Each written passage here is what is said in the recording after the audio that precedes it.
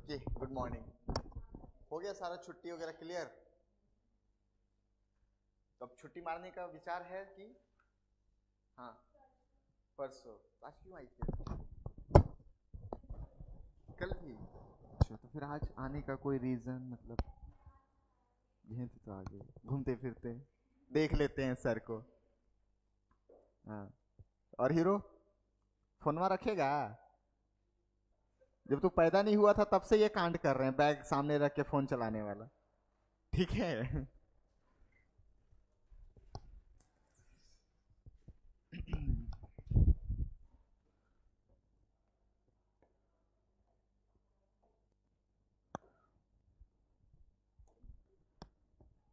बाकी जनसंख्या कहाँ है? क्यों? उनको नहीं पढ़ना है क्या?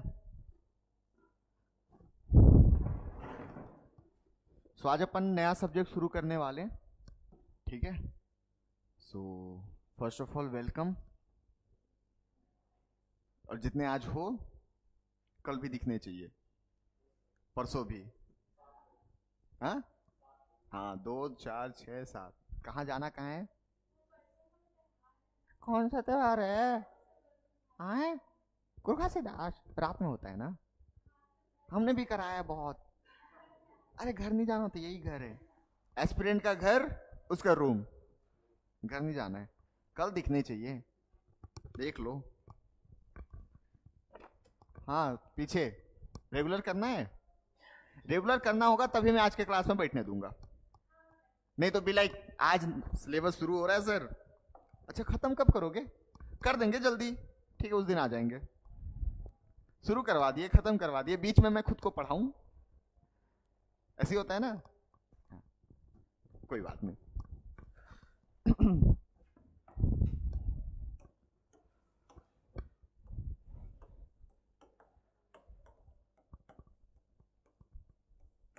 चलो, तो हिस्ट्री में अपन क्या क्या देख गए थे?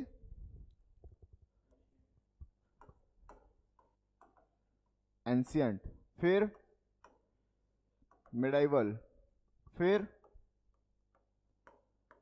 मॉडर्न, फिर तुम्हारे सिलेबस में है? हाँ?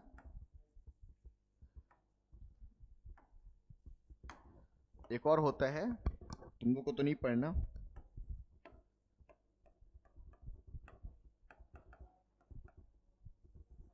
ठीक है, तो 1 2 3 4 5 6 पोर्शन होते हैं इतिहास के। हमें ये पढ़ना है, ये पढ़ना है, ये पढ़ना है, ये पढ़ना है, ये दोनों नहीं पढ़ना। ठीक है, आपके काम लायक नहीं है। ओके, सो बेसिकली अपन एंशियंट हिस्ट्री कंप्लीट कर दिए, ठीक है। मेडिवल हम पढ़ेंगे मॉडर्न के बाद, ठीक है। तो अभी हम शुरू करने वाले हैं मॉडर्न हिस्ट्री। टाइमलाइन क्या था? तो हमने इसका टाइमलाइन देख लिया था, ठीक है।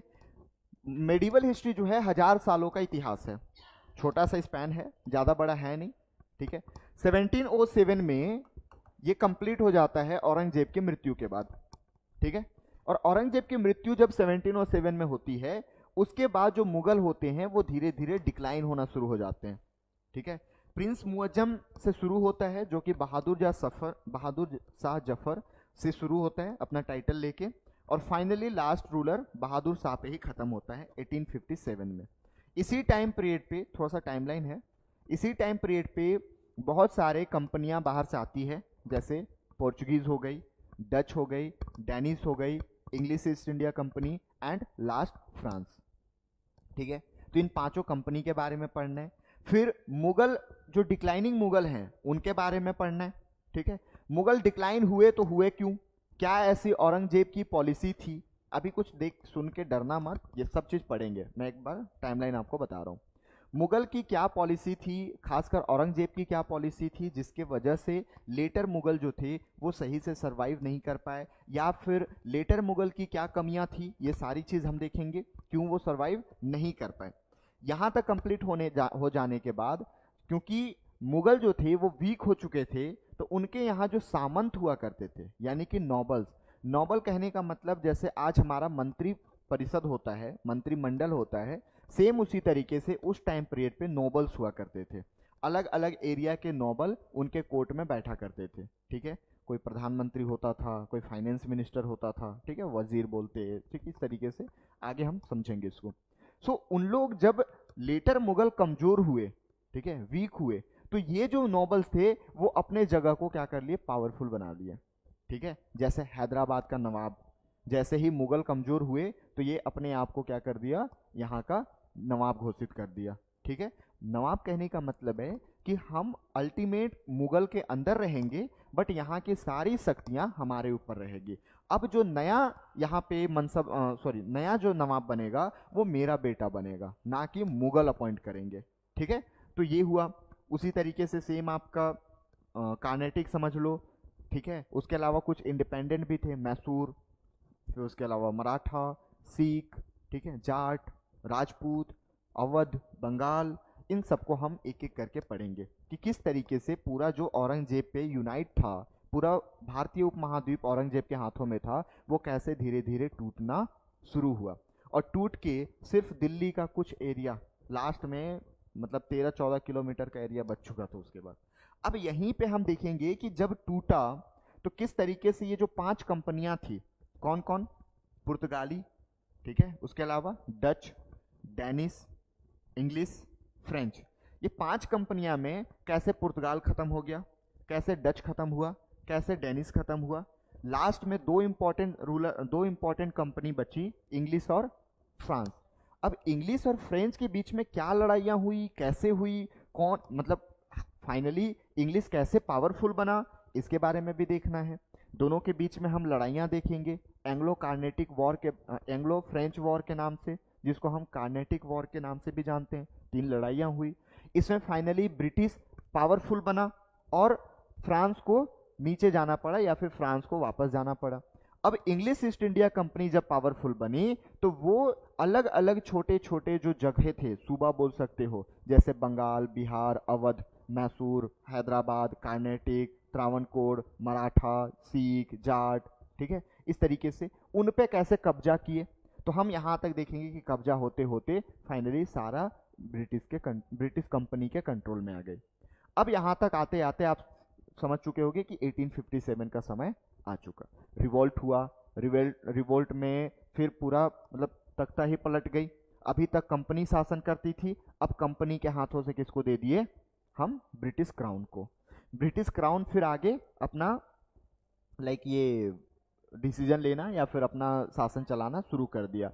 उसके बाद हम एडमिनिस्ट्रेटिव देखेंगे। अभी तक यहाँ तक सारा काम हमारा हो गया। ये फर्स्ट पार्ट था। पूरे इतिहास को, मॉडर्न हिस्ट्री को हम 2 पार्ट में पढ़ते हैं, एक 1857 की क्रांति से पहले, एक 1857 की क्रांति के बाद। तो अब यहाँ पे हर 20-20 साल में चार्टर आता था, एक्ट आता था वहाँ से बन के, जैसे 1858 का चार्टर, 1861, 1891, 1909, 1919, 1935, 1947, इन सबको देखेंगे। अब ये जब कंप्लीट हो जाएगा, देन फाइनली हम ये चेक करेंगे कि कैसे हमारे यहाँ इंडियन नेशनल कांग्रेस के साथ साथ ये पार्टियां बननी शुरू हुई, और पार्टी के साथ साथ फिर हम इंडिपेंडेंस के लिए लड़ना शुरू किए। अब इंडिपेंडेंस के लिए लड़ते लड़ते सबसे पहले गर्म दल के नेता आए, फिर नरम दल के नेता आए। इनके बारे में पढ़ते पढ़ते जो अलग अलग पर्सनालिटी थे, सुभाष चंद्र बोस, महात्मा गांधी, ठीक है, इन सबको पढ़ते पढ़ते फिर हम फाइनली 1947 पे पहुंचेंगे, जहां पे हमें फाइनली आज़ादी मिल जाएगी। तो ये पूरा मॉडर्न इंडियन हिस्ट्री का शेड्यूल है, ठीक है। जैसे हमने एंशियंट में लिखा था टाइमलाइन के साथ, वैसे यहाँ पे लिखने की जरूरत नहीं है, बस आपके माइंड में होनी चाहिए कि हमें किस रास्ते पे आगे धीरे धीरे बढ़ना है। Is it clear? तो ये आपके टॉपिक रहेंगे, ठीक। तो सबसे पहला हम शुरू करेंगे कि मॉडर्न इंडियन हिस्ट्री में ये 5 जो कंपनियां थी वो कैसे भारत में आई। Arrival of European company in India, ठीक है, कि विदेशी कंपनियां जो थी या फिर आपके यूरोपियन कंपनियां जो थी वो भारत में किस तरीके से आया। ऐसा नहीं था कि आप लोग सुने होंगे कि वास्को ड गामा ने भारत की खोज की। कौन कौन सुना है? गुड। ऐसे उठाना होता, ऐसे, ऐसे, हाँ हाँ, गुड। तुमने नहीं छुना? खड़ा करो ना, सुना है तो। क्या बाबू? हाँ, आज तक हम यही पढ़ते आ रहे थे कि भारत की खोज की, बट ऐसा बिल्कुल नहीं है। क्यों? क्योंकि एंशियंट इंडिया में हमने देखा है कि भैया इंडस वैली सिविलाइजेशन से हम ट्रेड कर रहे हैं, मेसोपोटामिया, ठीक है, रोमन, ठीक, सुमेर, बहरीन, इन सब से तो हम ट्रेड कर ही रहे हैं। तो जब पहले से ही ट्रेड कर रहे थे तो फिर कैसे हम भारत की खोज करवा लिए भाई? उस टाइम पीरियड पे मतलब सबसे ज्यादा इकोनॉमी में सहायता हम ही करते थे, सबसे ज्यादा बड़ी इकोनॉमी हमारी होती थी, ठीक है। हम सबसे ज्यादा एक्सपोर्ट करते थे। एक्सपोर्ट करने का मतलब कि निर्यात करना, और इंपोर्ट करने का मतलब आयात करना। आयात, इंपोर्ट, एक्सपोर्ट, ठीक है, मतलब निर्यात। तो सबसे ज्यादा निर्यात हम किया करते थे, ठीक है। फिर बीच में ऐसा क्या हो गया कि फाइनली हमें मतलब उनको सी रूट खोजना पड़ गया। सोचो, कौन बताएगा?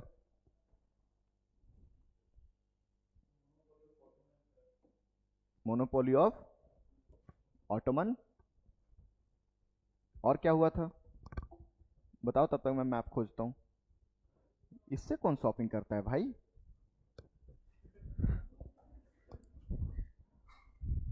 अमेजोन खोल के रखा है? अच्छा, मैं ही था, सॉरी। हाँ, बोलो बोलो तुम।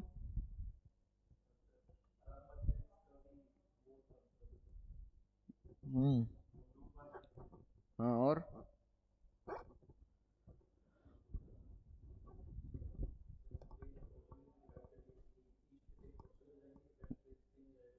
और?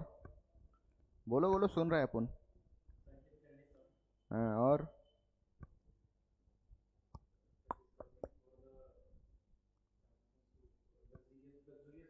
हाँ, और? आओ बोला बाबू। हाँ, सबका साथ सबका विकास, तुम लोग भी तो बोलो। नहीं बोलोगे? जब तक मैप नहीं आ जाता बोलना ही पड़ेगा। मेरा फोकस मैप निकालने में है। बड़ा कैसे होगा? क्लियर नहीं दिख रहा है ना? काम चलाऊ है?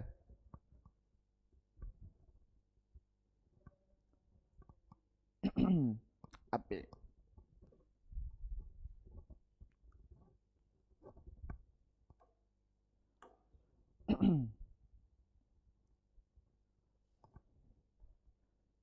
चलो, ये अपना इंडिया है, ठीक है, इंडियन सब कॉन्टिनेंट। अब यहां से हम ये देख रहे हैं कि हमारा जो ट्रेड रूट है, यहाँ चाइना है, ठीक है, ये हमारा सिल्क रूट था, ठीक है, जिसमें हम रोम तक जाते थे। रोम के बाद इधर अपन यूरोप में भी चले जाते थे। हमारे यहाँ का जो कॉटन है और स्पाइस है, स्पाइस मतलब मसाला, कॉटन यानी रुई, रेशा, जो भी बोलना चाहो, ये बहुत फेमस है। इवन कपास की खेती हमारे यहाँ से ज़्यादा चाइना में होती है। स्पाइस हमारे यहाँ से ज़्यादा इंडोनेशिया में होता है। ये सब हम पढ़ेंगे अभी धीरे धीरे, ठीक है। पूरा माइंड ओपन करके रखना, बस कहानी की तरह सुनते जाना है आपको। अब देखो, हम तो एंशियंट इंडिया से यानी कि प्राचीन भारत से ही इन लोग से ट्रेड करते ही आ रहे हैं। ट्रेड तो हमारी रुकी नहीं। यहाँ पे पहले किसी और किसी और शासक का ये पूरा वर्चस्व था। ये पूरा जितने भी पेनिनसुला है ना, ये पूरा अरब वर्ल्ड बोलते हैं आज, ठीक है। अब अरब वर्ल्ड पे बाद में किसका शासन आ गया? ऑटोमन, ठीक है। जब ऑटोमन शासन आया तो ये थे इस्लामिक धर्म को मानने वाले, और इनकी यूरोपियन से बनती नहीं थी, ठीक है। तो इन लोग क्या करते थे, इनका ट्रेड को यहीं पे खत्म कर दिए। एक्चुअल रीजन कुछ और था। एक्चुअल रीजन ये था कि अब यहां पे रेनेसांस हो चुका था, ठीक है। रेनेसांस हो चुका कब? 12th सेंचुरी में। 12th सेंचुरी में जब रेनेसांस हुआ तो इसके बाद ये पोप और रिलीजन को छोड़ के ये साइंस को अपनाना शुरू कर दिए, ठीक है। पहले ऐसा होता था यूरोप में, तुम लोग को लगता होगा यूरोप बहुत बड़ा है या फिर बहुत अच्छा है, गधे थे उन लोग।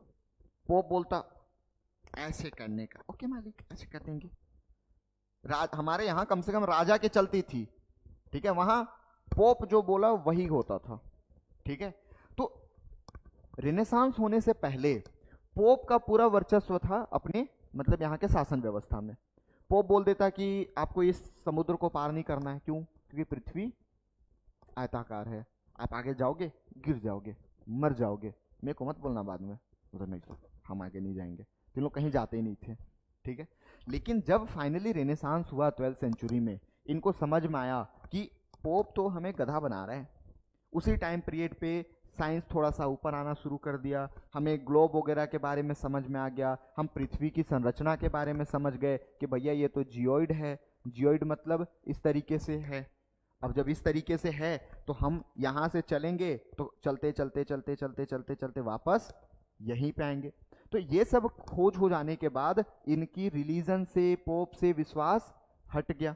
अब ये साइंस को मानना शुरू कर दिए। और जब धर्म से विश्वास खत्म हुआ, ठंडी यहाँ पे कड़ाके की है, तो अब इनको चाहिए भैया अब नॉनवेज। क्योंकि पहले क्या होता था, पोप बोल रहे नॉनवेज नहीं खाना चाहिए, ठीक है, अब तो मैं खाऊंगा। और नॉनवेज खाने के लिए आपको चाहिए मसाले, है ना। यहाँ इतनी ठंडी है कि मसाले बने तो बने कहाँ, मसाले उगे तो उगे कहाँ। तो इन लोग मसाले मंगवाते थे भारत से, और इनको स्पाइसी खाना बहुत पसंद है। आज भी अगर आप यूरोप जाओ तो स्पाइसी खाना यहाँ पे बहुत मिलेगा, ठीक है, हमारी बदौलत। नहीं तो इनके पास कहाँ ना नमक है ना कुछ है, ऐसे चबाए जा रहे हैं।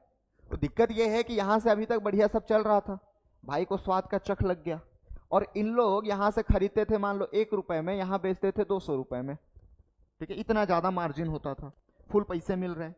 ऑटोमन जब आया तो वो बोलता है कि तुम लोग यहाँ से आ जा रहे हो, हमारे जगह से हमको क्या मिल रहा है, तो तुम लोग अपने यहाँ रहो, हम यहाँ से खरीदेंगे, हमसे खरीदना होगा तो खरीद लेना। मतलब हम यहाँ से 1 रुपए में खरीदेंगे, हम आपको लगभग 2000 में बेचेंगे, ठीक है। तो ये दिक्कतें होने लगी, इनको महंगा मिलना शुरू हो गया क्योंकि इसका भी कमीशन आ गया। तो इसी टाइम पे अभी ये जो इटली है, ठीक है, ये बहुत पावरफुल हुआ करता था, ठीक है।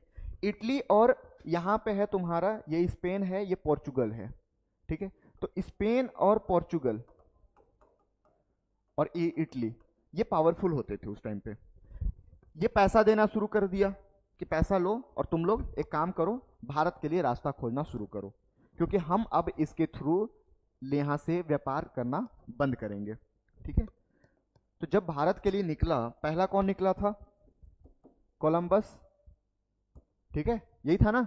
कोलंबस निकला यहाँ से और जाते गया जाते गया जाते गया जाते गया जाते गया, अरे कांग्रेचुलेसन, भारत मिल गया, भारत का ईस्ट वाला पार्ट, फुल मजे।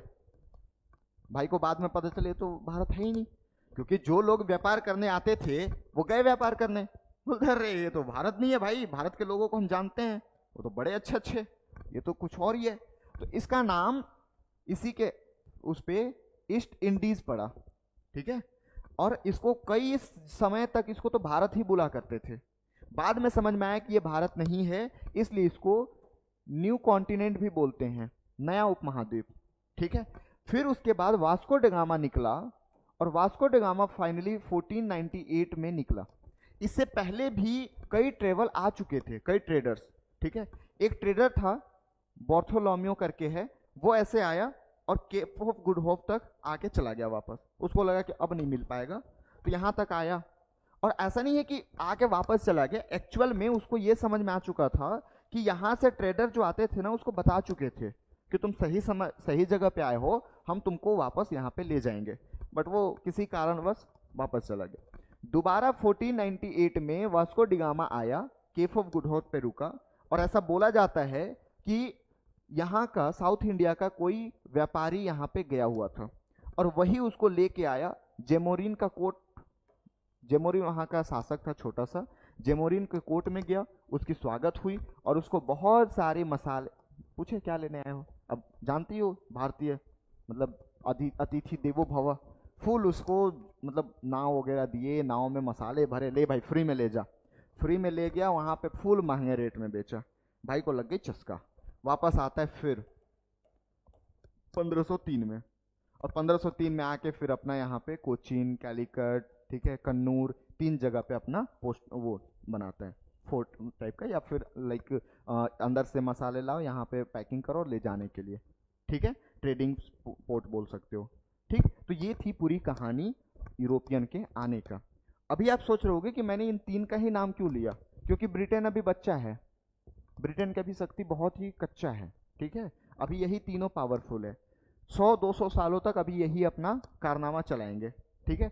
1500 से लगभग 1600 के आसपास, 1600 में तो ये कंपनी बनी ब्रिटिश वाली, तो लगभग 1618 में भारत आई थी, 1658 के आस 1689 के आसपास ये भारत में थोड़ी सी ताकतवर बनी थी, तो ये हम देखेंगे बाद में। लेकिन 100-150 साल पूरा पोर्चुगीज का यहाँ पे मतलब पूरा एक ही टाइप का मोनोपोली था, वही सिर्फ व्यापार करता था, ठीक है। पूरे भारत में जितनी भी व्यापार हो रही थी वो होना शुरू हो गया। बाद में ये रास्ता फिर जब लंबा पड़ने लग गया, तो फाइनली हम यहाँ से, देखो ये सब लिखवाने की जरूरत नहीं है, मैं बस थोड़ा सा आपको बता रहा हूँ ताकि आप रिलेट कर पाओ कि हुआ क्या था। एग्जाम में ये सब बिल्कुल कुछ नहीं पूछेगा। ये है आपका रेड सी, ठीक है। रेड सी यहाँ पे क्या है, कौन सा पेनिनसुला, कौन बताएगा, बताओ, जिसपे सुएज कैनाल है। कैनाल मतलब समझते हो ना, नहर, ठीक है। तो यहाँ पे सुएज कैनाल बनाया गया। कैनाल कैसे बनाया गया, तो इसको ऐसे कट करके यहाँ पे कैनाल बना दिए। ये वाला कौन सा सागर है, मेडिटेरेनियन सी, तो मेडिटेरेनियन सी से रेड सी को जोड़े और इस रास्ते होते हुए अरेबियन सी, ठीक है, अरेबियन सी से होते हुए यहाँ पे डायरेक्टली भारत आ गए। तो जो हम इतना लंबा रास्ता अपना रहे थे वो डायरेक्टली इतना छोटा रास्ता आपका हो गया, जिससे फिर व्यापार इस रास्ते से होना शुरू हुआ, ठीक है। इसके बाद आगे हम और पढ़ेंगे कि क्या क्या पॉलिसी लेके आए, बट यहाँ तक कोई डाउट है तो बताइए। थोड़ा बहुत बुझाया, ठीक है, कि कैसे अपन को मतलब शुरुआत करना था, ठीक है। तो पहला कंपनी कौन आया भारत में, पोर्चुगीज, ठीक है। 2 लाइन लिखिए इसमें।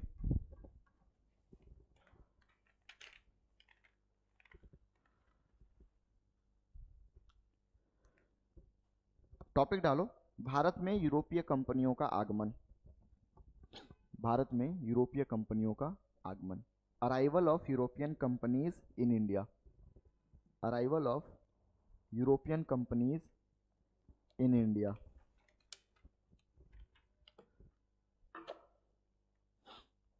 इसमें पहला सब टॉपिक डालो,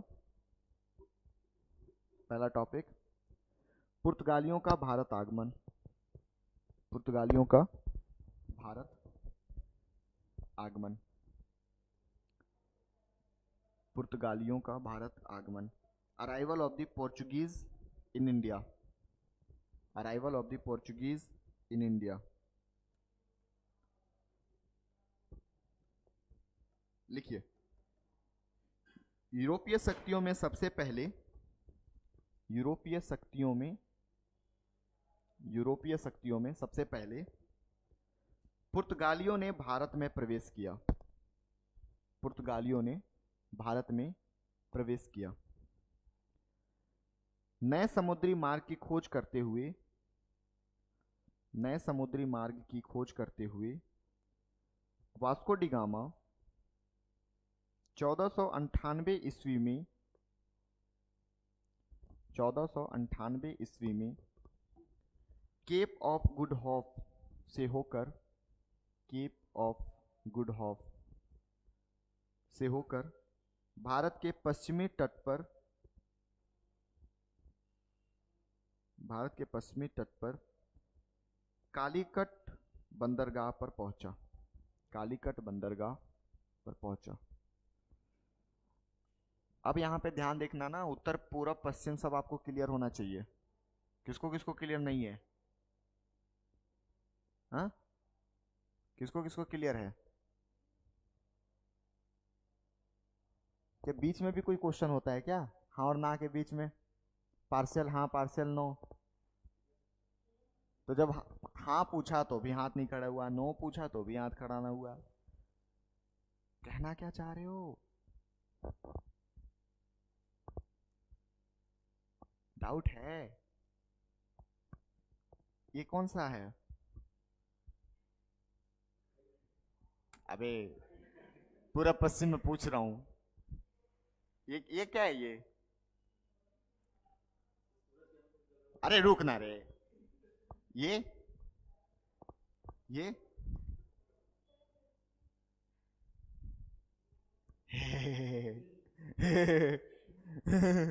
हो गया। हाँ तू बता। हाँ ये ये सही में पक्का? हाँ इतना मार खाएगा ना। नॉर्थ, ईस्ट, वेस्ट, पूर्व, पश्चिम, उत्तर। आपकी सबसे बड़ी गलती क्या है पता है? आप लोग अपनी कमजोरी जानते ही नहीं हो, और जानते हो तो दिखाना नहीं चाहते हो। मैं कौन सा आपको पद्म भूषण दे रहा हूं कि आपको नहीं पता होगा तो मैं वापस ले लूंगा? अरे नहीं पता है बोल दो। आर्गुमेंट मत कर, सबके लिए है, पर्सनली तेरे को नहीं बोल रहा हूं। अगर नहीं पता है सर, नहीं पता है, सिंपल सी बात, सीखने ही तो आए हैं। पैसे काहे दिए हैं आपको? सिखाने के तो पैसे लेते हैं हम। तुम्हें नहीं पता बोलो ना सर। बट आप लोग की सबसे बड़ी गलती यही है, ये छुपा लेते हो। अरे बगल वाली क्या सोचेगा? अबे कुछ नहीं सोच रही है वो, सोच ही नहीं रही है। बगल वाला क्या सोच रहा है? नहीं सोच रहा है वो। उसको इतना फोकट का समय नहीं है कि वो सोच रहा है तेरे बारे में। ठीक है, बस आप सोचो अपने बारे में। और ये मैं पढ़ा मतलब बताते बताते समझाते समझाते बुढ़ा गया, लेकिन तुम लोगों को समझ नहीं आई अभी तक। नहीं आ रहा है ना सर, डायरेक्टली बोलो सर आई डोंट नो। हाँ के लिए भले ही हाथ खड़ा करो चाहे मत करो, ना के लिए सिंपल करो सर मुझे नहीं आता आप बताओ। ठीक है, क्योंकि अभी मैं पश्चिमी बोला, अगर आपको पश्चिमी क्लियर नहीं होता तब बोलते कि सर किधर, इधर आया किधर आया किधर आया। और यही थोड़ी की सी की वजह से नुकसान हो जाता आपका एग्जाम में, है ना? तो स्टेप लेना सीखो। ठीक है, लिखिए। जहां कालीकट के तत्कालीन शासक, जहां कालीकट के तत्कालीन, वेट करो लिखवा रहा हूं, तत्कालीन शासक जमोरीन के द्वारा उसका स्वागत किया गया। जमोरीन के द्वारा उसका स्वागत किया गया।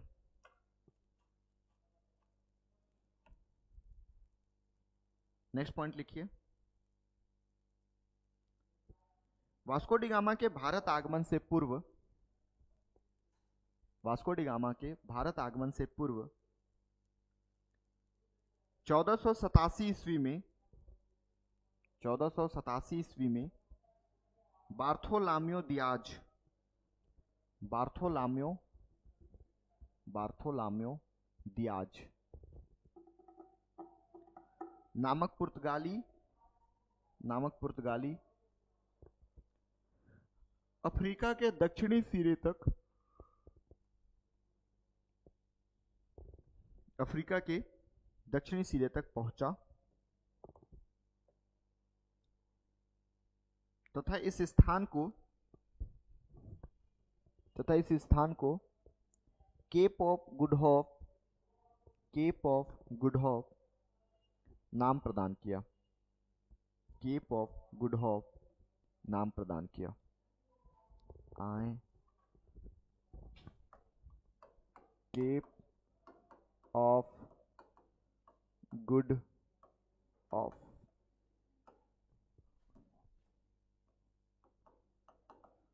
केप ऑफ गुड होप नाम प्रदान किया।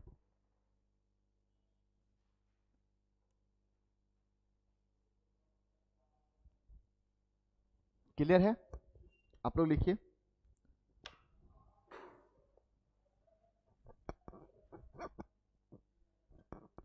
The spirit of adventure that lead to foundation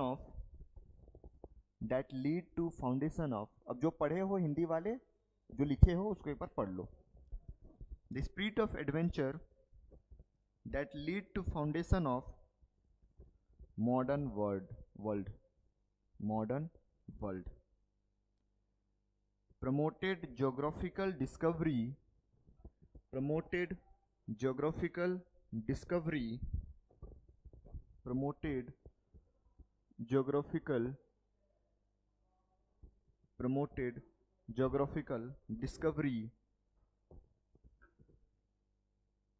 to the far-flung area, to the far-flung area, to the far-flung area.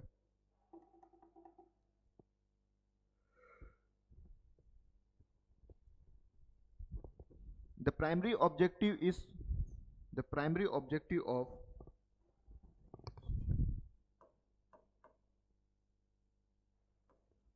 the primary objective of these voyages were earning profit.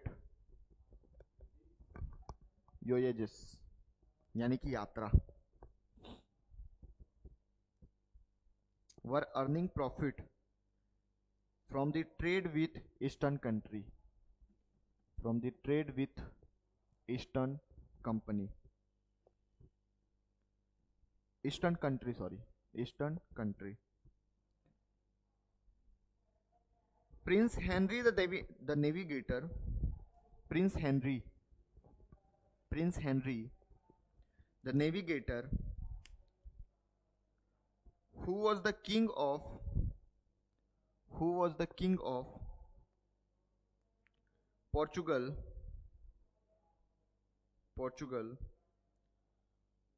took lead among the European nation,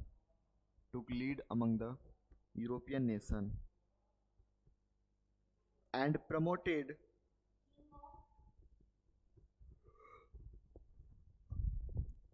Portugal, king of Portugal, took lead among the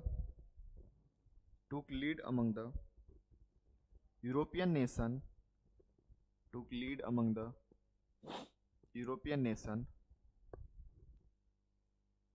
and promoted seafaring activity, during the regime of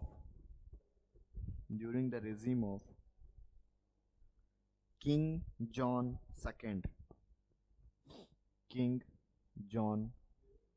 During the regime of King John II, a sailor, Bartholomew Diaz,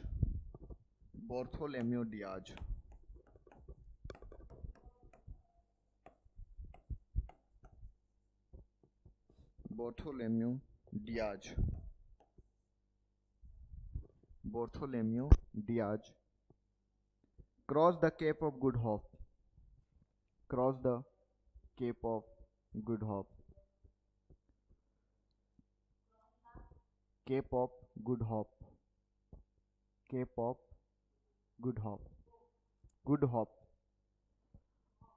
हाँ जी.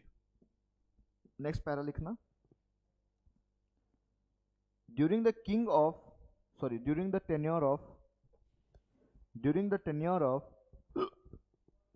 excuse me, during the tenure of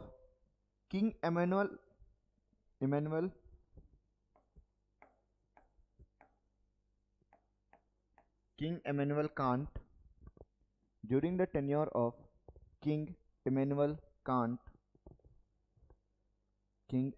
Kant, a sailor Vasco da Gama reached in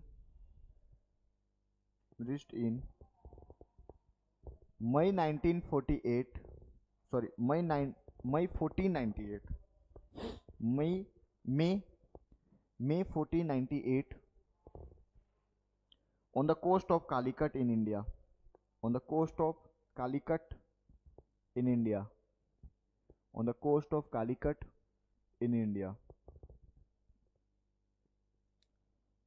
He was given good reception he was given good reception. He was given good reception by Jamorin of Kerala.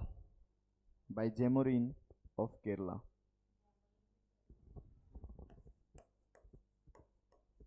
Jamorin of Kerala.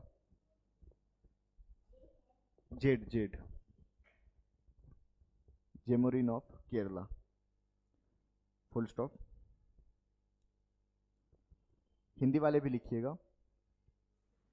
1503 ईस्वी में 1503 ईस्वी में Vasco D gamma ने कालीकट, कोचीन और कन्नूर भी लिख सकते हो. कालीकट, कोचीन और Kannur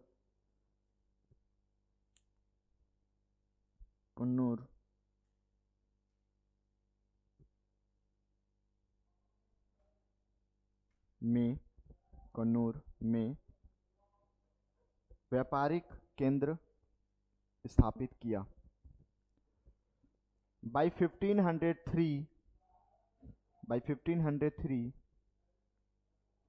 Vasco da Gama established trading center. Vasco da Gama established trading center at Calicut, Cochin and Kannanur. Calicut, Cochin and Kannanur. हाँ, कन्ननौर.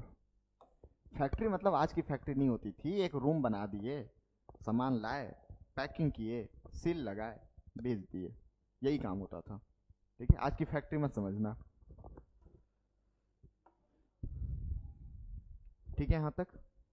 तो ये था पोर्चुगीज का 1503 तक. अब इसने एक काम किया. वास्को डी गामा तो चला गया. ठीक है, एक्चुअल गया नहीं था, उसकी मृत्यु यहीं पे हो गई थी. ठीक है, वो वाला एपिसोड आपको जानने की ज़रूरत नहीं है. केरला में ही मृत्यु हुई, वहीं पे दफनाए. ठीक है, फिर फाइनली बाद में ले गया गया. उसके बाद गवर्नर भेजना शुरू किए. ठीक है, क्योंकि अब यहाँ से व्यापार हो रहा है तो कोई ना कोई अधिकारी होने चाहिए. तो सबसे पहला जो गवर्नर है वो आया 1505 में, अल्फांसो डी अल्मीडा. ठीक है, अल्फांसो डी अल्मीडा आया और उसने अपनी एक पॉलिसी लेके आई, ब्लू वाटर पॉलिसी. उसको समझते हैं क्या होता है.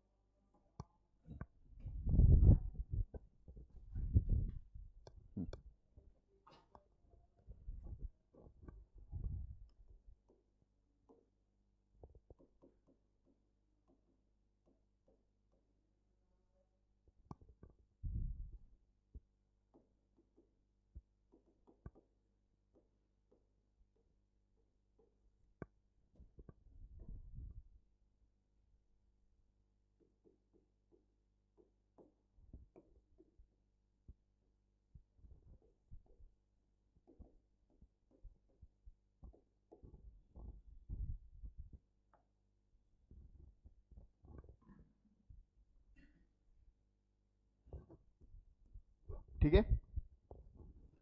1505 में जब अल्मीडा आया तो उसने लाया blue water policy. Blue water policy, नीले पानी का सिद्धांत या पॉलिसी जो भी।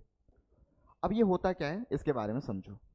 एक्चुअल में जब उन लोग आए तो 3 जगह पे अपनी ट्रेडिंग पोस्ट बनाए। कौन कौन सा? कोचीन, कैलिकट एंड कैनानोर। ठीक है, तो ये हो गया कन्नौर, ये कालीकट और ये कोचीन। मतलब वो पोर्ट में, इस साइड पे पोर्ट में उनकी अच्छी खासी पकड़ बन चुकी थी। ठीक है, तो ऐसा थोड़ी था कि 15वीं शताब्दी में या 16वीं शताब्दी में 1505 के आसपास कोई बाहर से ट्रेड ना करता हो। ट्रेड तो सब करते थे, इधर स्ट्रेट है, इधर से भी ट्रेड होती थी, इस रास्ते से ट्रेड होती थी। तो इसने क्या किया, अपने इन सभी जगहों पे, यहाँ पे हॉर्मुज पे, यहाँ पे, इधर इधर अपने लोग बैठा दिए। और जो भी इधर से इस रास्ते से व्यापार करके जाता था उसको देना पड़ता था चुंगी। चुंगी का मतलब होता है कि पैसे। ठीक है, टैक्स। तो ये टैक्स, इसी को बोलते हैं पूरे ब्लू वाटर में। ठीक है, ब्लू वाटर पॉलिसी ला दिया कि पूरे ब्लू वाटर में अपने हर जगह पे पोस्ट बना दिया। अगर आप टैक्स दे रहे हो तो इजली जाओ, नहीं टैक्स दोगे तो हम आपके जो नाव है उसको मार के गिरा देंगे। आप या तो नुकसान सहो या तो हमारे चुंगी दे के वापस जाओ। ठीक है, तो ये था ब्लू वाटर पॉलिसी किसका? अल्फांसो डी अल्मीडा 1505 में। क्लियर है?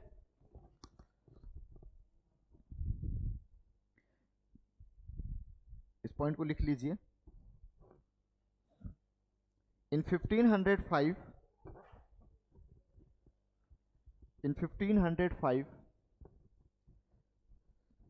Francisco de Almeida was sent as the first viceroy in India.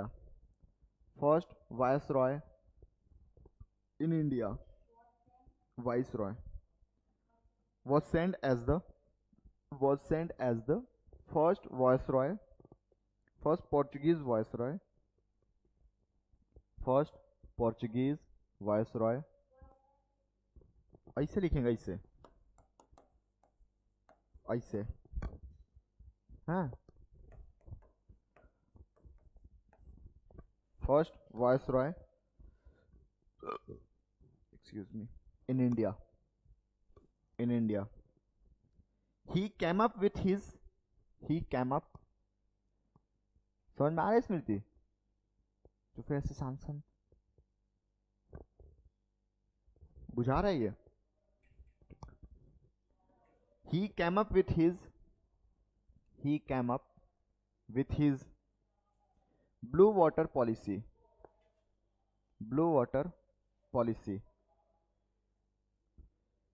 whereby he proposed to establish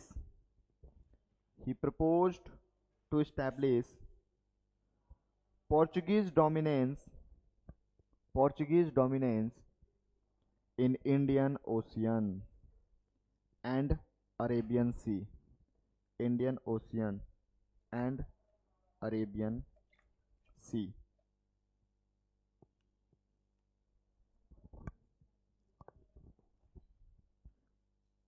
Portuguese dominance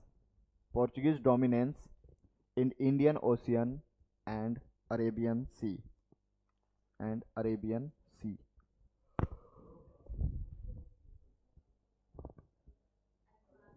Alphonso de Almeida. Next Hindi वाले लिखिए। प्रथम गवर्नर के रूप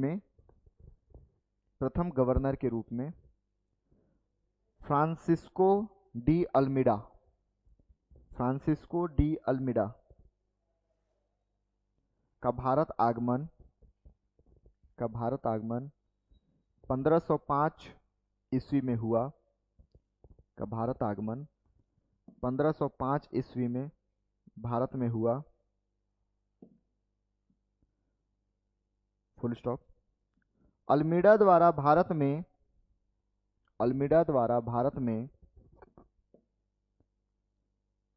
नीले या शांत जल की नीति को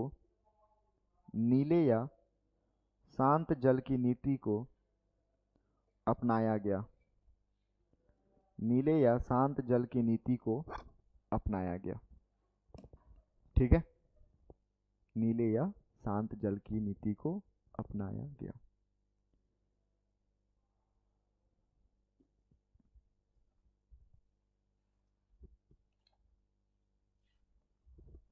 यहां तक कोई डाउट? ठीक है, तो हमने ये अल्मीडा वाला एपिसोड देख लिया। अब इसके बाद जो दूसरा गवर्नर है, ठीक है, वो आया अल्बुकर्क। ये थोड़ा सा नाम डिफिकल्ट पड़ेगा।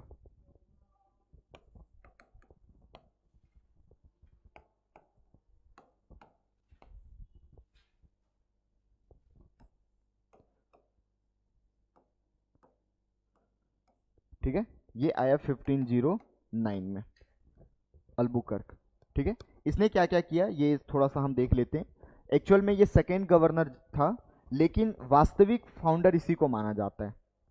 ठीक है, इसको, है ना, इसकी बात चल रहा है तो इसी को मानेंगे ना। एक्चुअल में देखो, आया तो पहले अल्मीडा अपने ब्लू वाटर पॉलिसी को, और ब्लू वाटर पॉलिसी सही से काम भी किया, बट उतना सक्सेस नहीं हो पाया जितना कि वो सोच के आया था। ठीक है, सो फाइनली जब 1509 में अल्बुकर्क आया, तो अल्बुकर्क पहला फाउंडर या फिर एक वास्तविक रियल फाउंडर के नाम से जाना जाने लगा। ठीक है, इसने भी बहुत सारी काम किए, उसके बारे में अपन देखेंगे। सबसे पहले ये समझ लो कि ये हॉर्मुज को कब्जा कर लिया, हॉर्मुज पे। ठीक है, अभी जो हमने हॉर्मुज देखा था ना, ये हॉर्मुज पे कब्जा कर लिया। ठीक, इसके अलावा पर्शियन गल्फ के आसपास इसका पूरा मोनोपोली हो गया। ये 1510 में गोवा को भी आपस में मिला लिया। ठीक है, गोवा, इस वाले रीजन में गोवा को भी भारत में मिला लिया।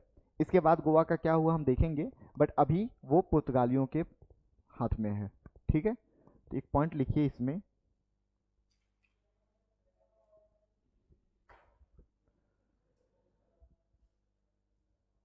इन 1509, इन 1509 Albuquerque, Albuquerque in 1509 Albuquerque was the next viceroy, was the next viceroy who is considered as the real founder, who is considered as the real founder, who is considered as the real founder of Portuguese power in East, Portuguese power in East. He conquered Hormuz, he conquered Hormuz in the Persian Gulf, in the Persian Gulf, and eclipsed influence of an Hormuz, Hormuz in the Persian Gulf, in the Persian Gulf, and eclipsed influence of, an eclipsed influence of Arab trader in India,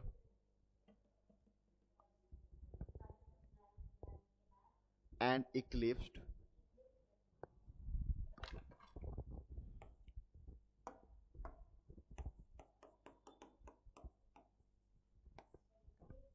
and eclipsed influence of, influence of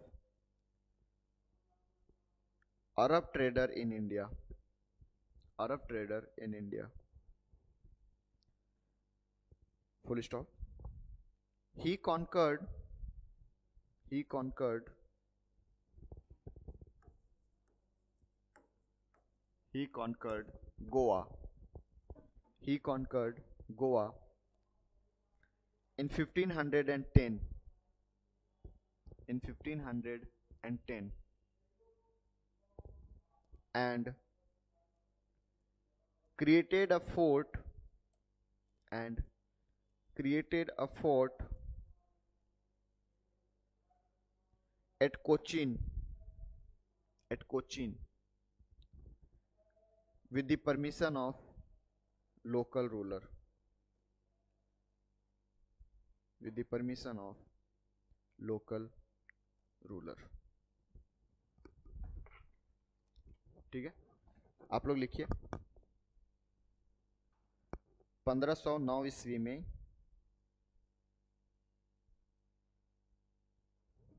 Alphonso de Albuquerque, Alfonso de Albuquerque, लिखना, अगर नहीं आ रहा होगा तो बताना, लिख दूंगा मैं। परमानंद लिख लेगा ना, समझ में आ रहा है बाकी। 1509 ईस्वी में अल्फांसो डी अल्बुकर्क अगले पुर्तगाली गवर्नर के रूप में भारत आया। अगले पुर्तगाली गवर्नर के रूप में भारत आया, जिसे भारत में आए पुर्तगाली, पुर्तगाली, अच्छा गाली, पुर्तगाली, अगले पुर्तगाली गवर्नर के रूप में भारत आया, जिसे भारत में पुर्तगाली शक्ति का, इतना स्लो लिखेगी तो कहिया लिखेगी,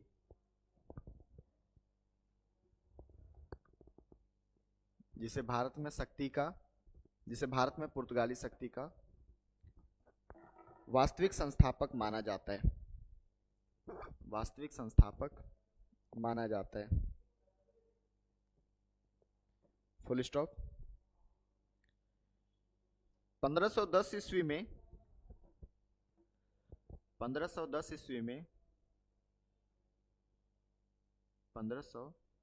ईस्वी में अल्बुकर्क ने गोवा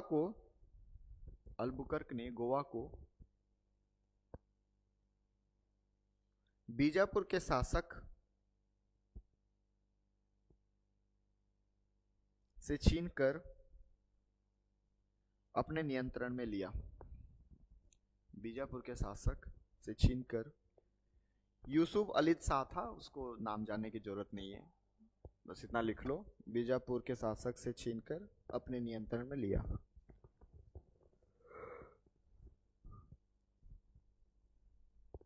तथा होर्मुज पर भी अपना अधिकार बना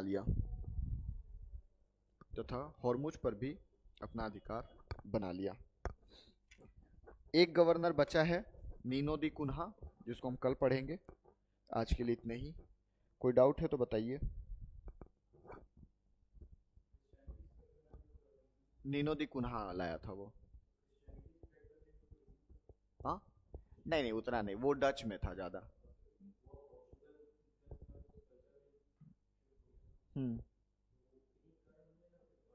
नहीं, ये तो फिर अभी ब्रिटेन उनको दे दिया ना, इंग्लिश को दे दिए थे। हाँ, गोवा को। अभी आगे पढ़ोगे। अरे हाँ, बॉम्बे, सॉरी यार, गोवा पोर्चुगीज में ही था ना, 1961 में। हाँ, अच्छा, वो बॉम्बे था, बॉम्बे। तो इस देखो, फैलाना तो सबका काम था ही, बट अल्टीमेट जो एक मेन मकसद होता है वो डच वाले का था। ठीक है, इनका काम व्यापार तक ही सीमित था, या फिर थोड़ा बहुत फैला रहे थे, लेकिन अल्टीमेट फैलाने के उद्देश्य से आने वाला पहला कंपनी डच था। ठीक है, तो उसमें अपन देखेंगे। बाकी कोई भी फैलाएगा, अब यहाँ आ रहा है तो वो तो फैलाएगा ही, लेकिन उतना, मतलब मेन एक होता है मेन मकसद, एक होता है साइड बाय साइड चलना।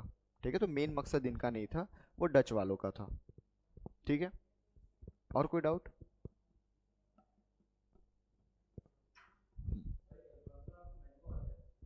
इसी के नाम पे था, इसी के नाम। देखो, है बहुत सारे डेटा, बट हर चीज क्लास में कवर कर पाना आउट ऑफ इम्पॉसिबल है, तो इसलिए आप एक बुक रखना और उसमें जो भी एक्स्ट्रा मिले आप नोट डाउन करते जाना। जो क्वेश्चन पूछने लायक है वो मैं पढ़ा रहा हूँ आपको। ठीक है, वो मैंगो वाला जो सीजन वाला है वो इसी के नाम पे था, बट वो पूछेगा नहीं, इसलिए मैं बताया नहीं। ठीक है, अभी भी मिलता है और बहुत बेस्ट क्वालिटी का मैंगो है वो। ठीक है, और कोई डाउट? ठीक है, जो भी बुक मिला है, कौन सा बुक फॉलो कर रहे हो? गुड, कोई भी बुक फॉलो करो, बट एक बुक फॉलो करना है आपको, और उसमें जो भी एक्स्ट्रा मिले उसको तो पढ़ना ही है। ठीक है, ओके, थैंक यू।